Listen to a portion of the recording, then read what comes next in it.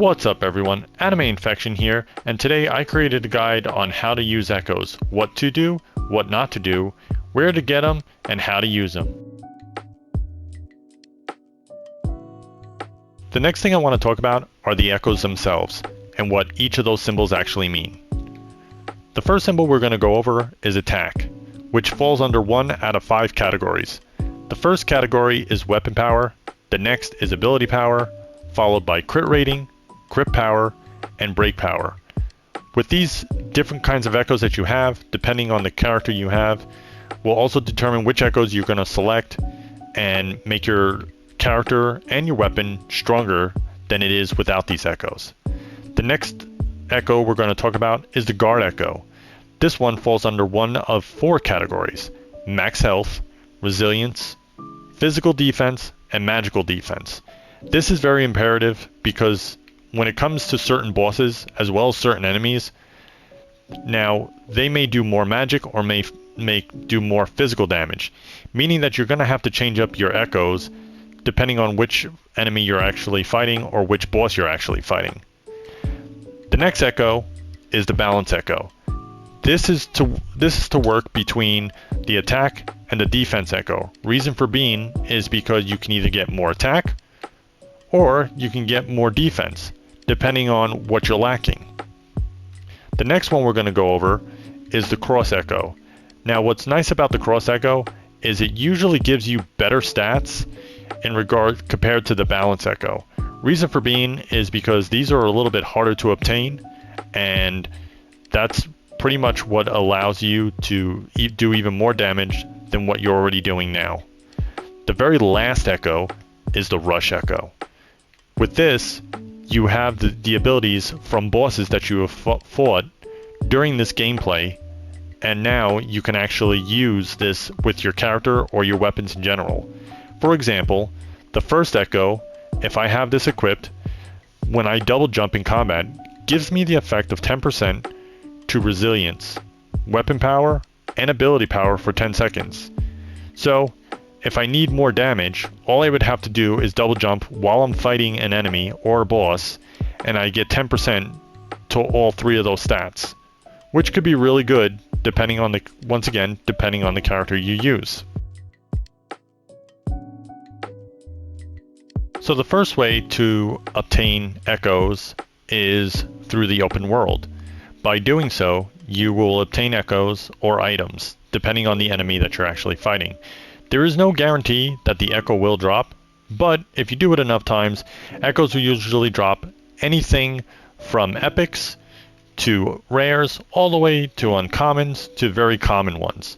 Now we won't get into that part just as yet, but I do want to explain that the lost areas, the enemies in there also drop echoes, as well as once you get to the end of the lost area dungeon, the bosses will also drop echoes as well. Now, do they drop 100% of the time? No, they do not. That doesn't mean that every enemy you fight will drop an echo. I'm pretty confident that the boss will drop an echo, whether it's common, uncommon, rare, or epic. The chances of a boss dropping an echo are pretty high. I don't want to say they're 100% because the bosses do drop other things besides the echoes themselves. The next thing we want to do is talk about the different rarities of echoes.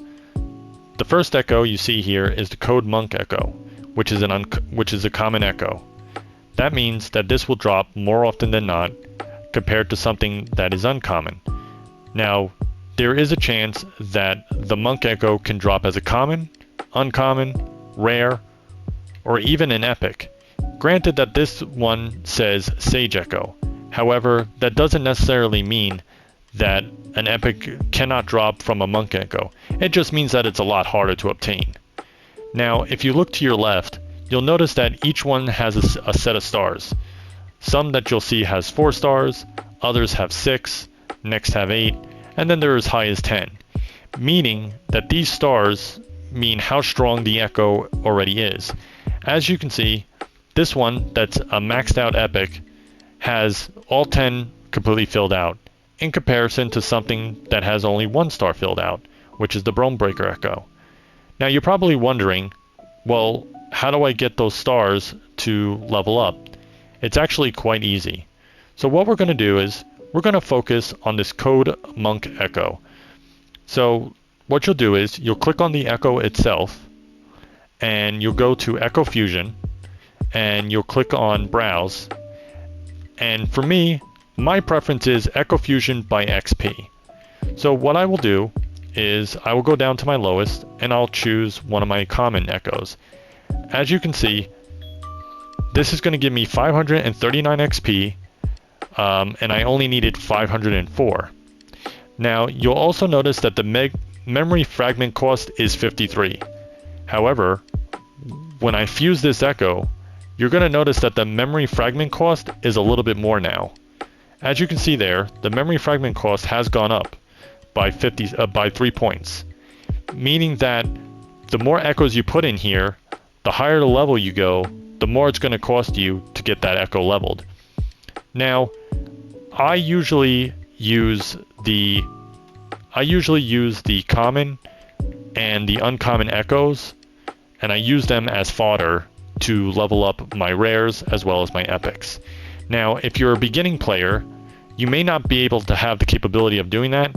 So with that being said, it is important to level up your common echoes or your uncommon echoes when you're just starting out, because it's going to give you an edge in the beginning of the game.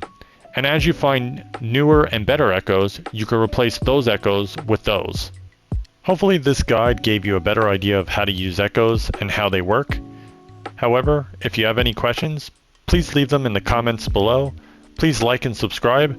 And this is Anime Infection, and I hope you all have a wonderful day.